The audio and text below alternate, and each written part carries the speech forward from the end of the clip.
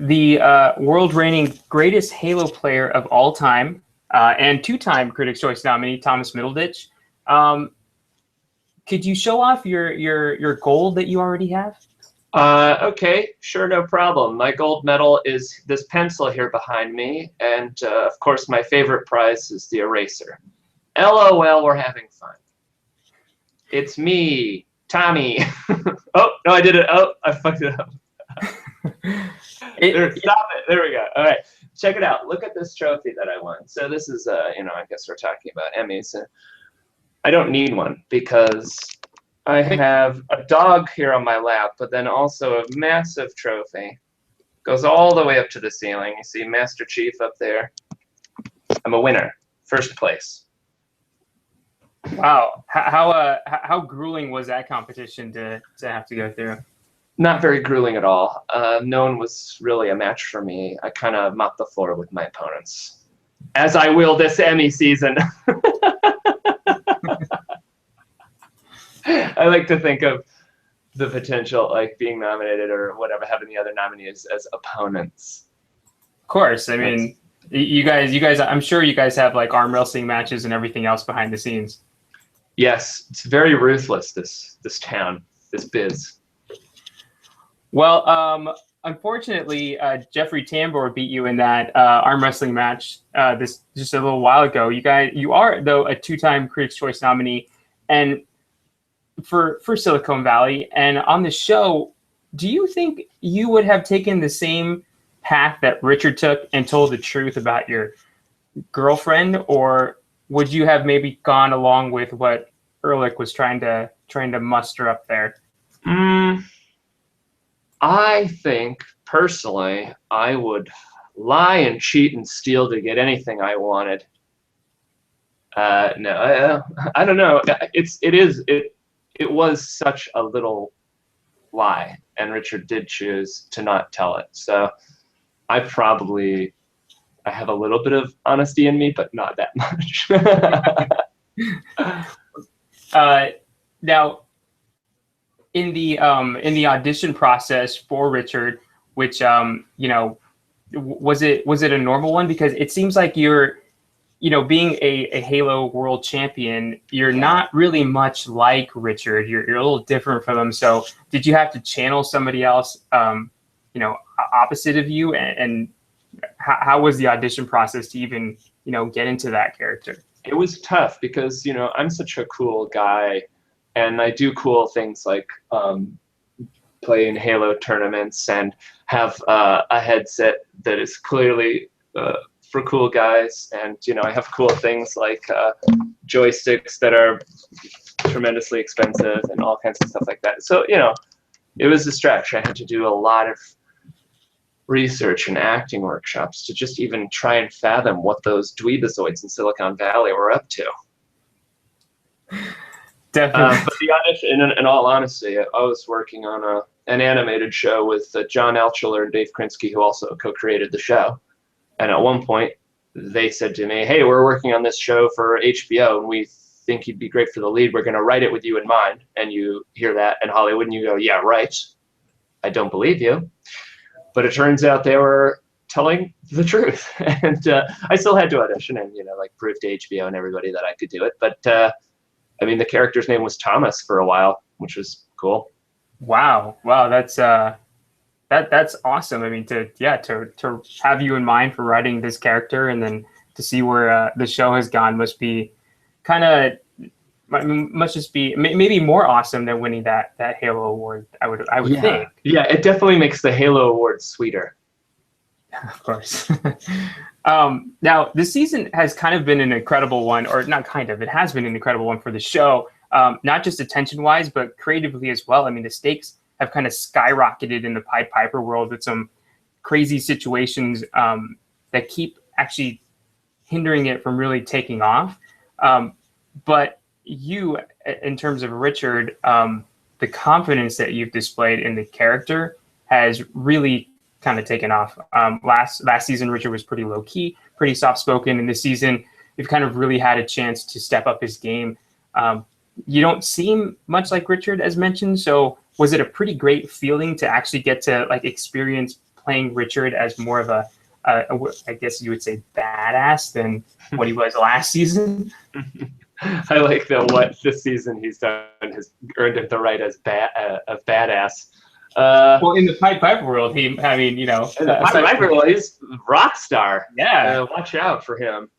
Let's see. He does. I mean, hopefully with any good sort of like serialized comedy or drama, there's character growth. The characters don't need to reset each episode and sort of like start at what they always are, trapped in a limbo of their own traits. So it's cool. Yeah, of course it's great to be able to sort of like grow along with Richard and have him sort of experience the different ladders of like owning a business and what that means and overcoming hurdles and stuff like that. I picture he'll be some kind of Heisenberg by the end, a tech magnate. Either that or he'll fail horribly, and then who knows how the show will end. Maybe it is with success, or maybe it is with like total failure. Him, cradling himself in a shower, trying to wash away his sadness. Clutching onto his Halo trophy. Yes, because also Richard, by then, he will have entered a Halo tournament. Art imitates life. Of course.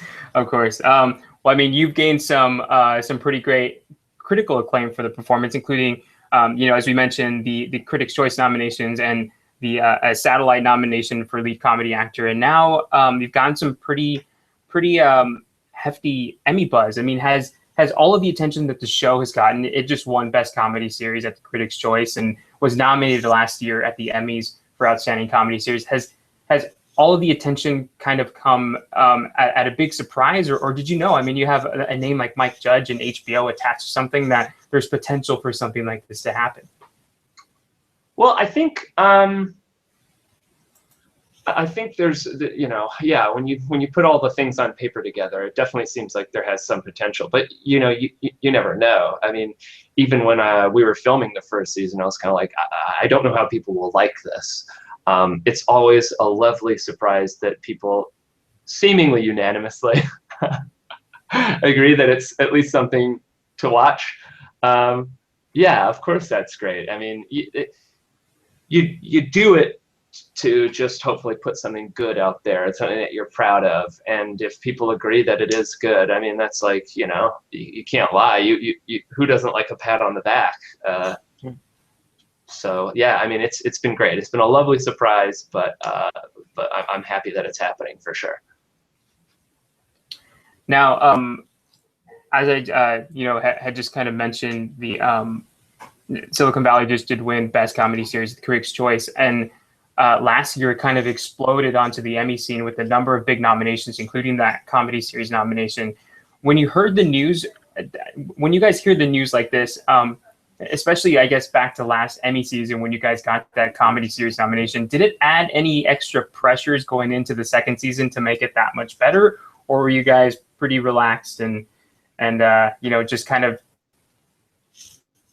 excited about how great that was to have happened? Well, me personally, when like I kind of like clutch situations. I like it when it's like, okay, you've set a bar, you have to maintain it, or you got to do well on this date in order to get the part of it. Like you got to kill everybody in the Halo tournament in order to get the trophy. I don't mind all that stuff. So to me, yeah, sure, there's a little bit of pressure, but I welcome it. I would say the most pressure is definitely on the showrunners and the writers and stuff like that. I mean, just even having spoken with Alec Berg, who walks around with a ton of self-inflicted pressure anyway. he is definitely feeling it. It's that sentiment. I sort of broken record here, but you set a bar, and if people are approving of it, then to fall below that is a failure. You even have to surpass it, because just to remain there could also be a failure too. You kind of just have to keep doing better. So yeah, the pressure was definitely on them to create still a very funny show, but a serialized and engaging show. I think the second season's great. I mean, I watch it and I'm like, I wonder what happens next, even though I fully know well. But it is, I like that it's serialized and that you care about what's going to happen, and you want to see these guys either success or fail, but you are kind of rooting for them to win, which is great. Yeah, you're definitely rooting for them to win. And like I said, it just seems like they get so close. You get so close, but then something has to come into, you know, some kind of wrench comes into the system and either halts things, or you have to go to, you know, small court, I guess, or kind of laid back court. Well, you know, like, not to say that comedy can't come out of success, but it certainly is more conducive in a fail type environment, in a failure based environment, let's say. I mean, one of my favorite comedies is Extras, and that show is just all about like grinding it out in a situation that is not good and setback after setback, which makes just the tiniest victory even that much more sweet. And I think the Silicon Valley show is another example of that. It's just like the uphill battle that these guys are sort of like forcing themselves to go on. It just makes any little step forward that much better.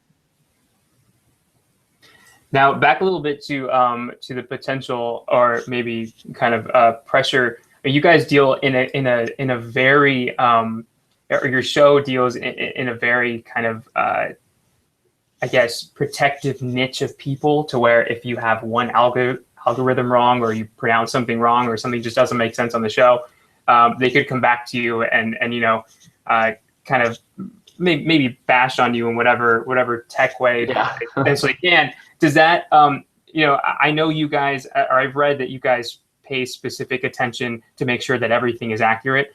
Do you guys, how do you guys go about doing that? Do you all pitch in on the research, or is, you know, do you give out story ideas to the writers, or the writers kind of handle all of that? Yeah, that's all. I mean, none of us are qualified to give tech advice. I mean, I'm nerdy myself. I remember when, like, I think Hackers, the movie Hackers, I remember that came out, and like whenever they went into, when they hacked, it was like a CGI kind of like they're flying through the computer. I remember watching that being like infuriated. So me personally, I get why the misrepresentation of like computer interface, whether it's just programming or playing video games. You know, people when we're playing video games on TV, they're just like mashing the buttons. They're like pew pew pew pew pew, and that's like no one would ever play a video game like that. That drives me up the wall too. I get it. So yes, a great deal of time and effort is placed into getting things right. We have hired consultants, both sort of publicly and privately, like shadow consultants, to make sure that the technical jargon is sound, and even on a lot of the theories which are, you know, like this searchable executable compression algorithm is not around currently in life. The thing, Pied Piper's stuff is not there. So when you're even dealing with this theoretical stuff, we want to go to at least some length to make sure it's sound, it's plausible. Like I think we had a Stanford professor figure out that dictaflor sort of jacking off math in the end of first season. Like, we're pretty hell-bent on it. And I think the show prides itself on that. I mean, we don't have anyone coming in with like taped glasses and suspenders and being like, nah, like I'm a nerd, you know. Like, no, Urkel's not joining your team anytime soon. Urkel's not joining the team. There's no catchphrases. There's no, you know, like, we're just trying to be accurate, but also, you know, like the show's mantra isn't like the most accurate representation. I mean, it's accurate, but you have to also twist a few things to send it up in order to reach the satirical comedy genre that it is. However, I'm always surprised at how little sending up needs to be done. I mean, sometimes it just feels like a documentary, and it's just funny because it's true.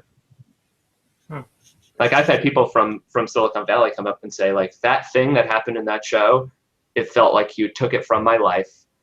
You know, like, it's like you had cameras there. You know, when we went in the first season, when they were at TechCrunch Disrupt and they had all these like fake, you know, company names, it was actually really hard, the writers are saying, to come up with fake company names that were cleared because they already exist. Like, there's a company already out there called like DigiSmear, you know, like nonsense though. It's already out there. It's already there, you know. Yeah, I mean, it's you know, it it's like you just mentioned, it's a great satire on this on the industry and these people. But what's so just genius about the way that it's handled is that it's not really poking fun at anybody specifically. It's poking fun at situations and making them they're so specific and so well thought out that, you know, like you mentioned, anybody in Silicon Valley, I'm sure could watch the show and be like, yeah, you know, that actually happens. That actually has happened to us, which must be great because then you don't get all of the backlash. Yeah, I mean, it's awesome. I think, me personally, I don't know. What are we trying to say? I mean, in satire, you want things to be accurate. Otherwise, you're just kind of making it up and calling it satire. You know, like in order for it to be satire, it has to comment on something that's based in reality. You know, so since this isn't like a crazy wackadoodle, everyone's walking around in like silly costumes type of satire. Yeah, it's pretty important that the things that we're trying to get right are as accurate as possible. No, it would be really cool if you guys all did have Pied Piper costumes and you just walked around in that. Yeah, if it was more like Monty Python, I think it'd be a better show. Yeah. Maybe third season. Maybe season 3, always hope. Now, you yourself, you know, we know that, you know, at this point, you're pretty much a household name, I guess you could say. It's me and Brad Pitt. Yeah, we're like, we're first. Well, I mean, you got so much press after that Halo win that I can't imagine any of you were able to even go outside. So. Yeah, man, cover a New York Times, baby. But where did you start in the progression before they actually, you know, wrote the show with you in mind? Like what were some of your earlier stuff and what led you to, you know, do comedy? I mean, I know you did a lot of stand-up and, you know, you do some improv stuff. Is that what you primarily had focused on early in your career? Yeah, I mean, you know, it's like when you're a relatively unknown actor and then you get something big, to everybody it seems like you started acting the day before you got the job, and they're like, well, where'd you come from? And you're like, I've been here for a while. Like, I've been doing comedy for 15 years, a lot of improv. You know, I went through Second City, Improv Olympic, UCB. I worked on cruise ships doing comedy. Like, I've, you know, done colleges and clubs and all kinds of stuff. Up until now, it's been a lot of like maybe bigger parts in smaller movies and smaller parts in bigger movies, and then like a couple stints here and there in TV. I always write, and like I've tried to peddle my wares in Hollywood, which is how I got this job. As I said, I made this cartoon and I drew all the drawings, voiced all the voices, and I worked with John and Dave and Mike to a degree to sell it to MTV, and we're making the pilot. It didn't happen, but we made the pilot, and then this show happened. But yeah, it's been. I'm from Canada. Like, I had to go from small town Canada to Toronto to Chicago to New York to here in Los Angeles, all just kind of following what I thought was like the best move at the time. You know, I've tested for SNL, didn't get it, but you know, lots of weird, strange things that were almost there that didn't happen in order to finally sort of strangely kismet end up here. And I'm very happy. I couldn't be happier. It's literally a dream. Always when I was like writing shows and trying to sell it, it would be like, okay, well, the dream is HBO. So let's assume that doesn't happen because that's too insane for it to happen. So let's try and pitch elsewhere. But now it's actually happening. Yeah, and what also may be kind of insane in a couple of weeks is Emmy nominations are set to be released, and you have accumulated quite a bit of Emmy buzz for your portrayal of Richard on the show. If you're nominated in the lead actor category, you have to submit one episode that best represents your work from the season. Do you have any standouts in mind? I mean, it could even be the season finale, which we haven't seen yet, and we don't want to know anything about, please.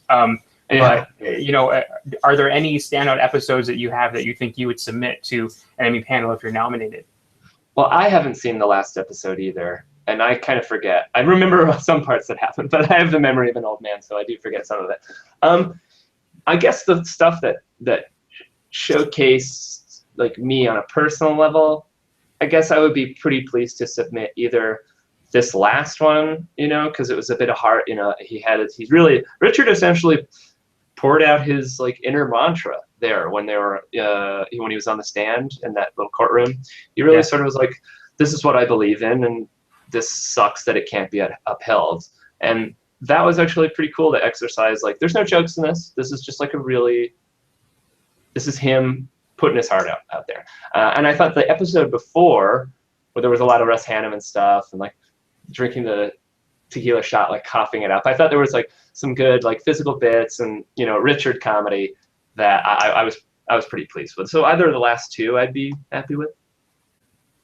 I think I've already like I've been asked that and I've already made my decision. So I might have to go and like write an email. No, the last two. Yeah. Yeah, I've enjoyed it.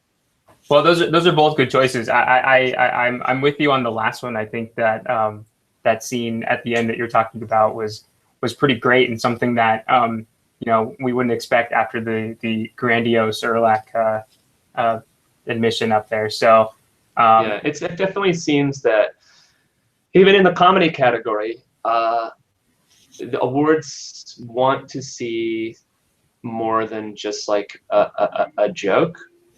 I don't know. I mean, I guess, you know, with Tamper, let's say winning for Transparent in the Critics' Choice Awards, I mean, that's like a drama with some laughs as opposed to like, like out and out like giggle fest. So it definitely seems that like even in the comedy category, you want a little bit of pathos. So if that's an episode that sort of best exemplifies that, then I suppose it'd be quite tactical that I would submit that. I don't know. What should I say? Other than like me, any episode where I'm, you know, like falling down or stuttering or something like that, you know. Well, I think your tactic is spot on, and we're huge fans of you and the show here at Gold Derby. So we wish you the best of luck with the Emmy nominations coming out.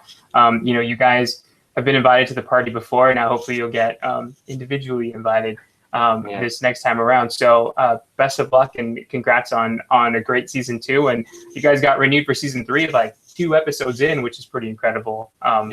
So, you know, thanks so much, and we hope you join us again soon. Thank you very much. Thanks for having me. And by the way, I don't really need the Emmy because I have this. So whatever, I guess whatever you want. But I don't need it. There's so much jealousy right now that I'm not sure you should show it off too much. There should be. I mean, it says first place here. It says actually first a bunch of different places. And yeah, it's taller than me. I mean, the Emmy's pretty short, I think, right? Isn't it like probably this big? This is massive. It would take like 30 Emmys. Yeah. So I don't know. I guess if you were planning on giving me 30 Emmys, I'd probably do a trade. But just 1-to-1, I don't. Who cares? All right. Thanks so much. All right. Thanks.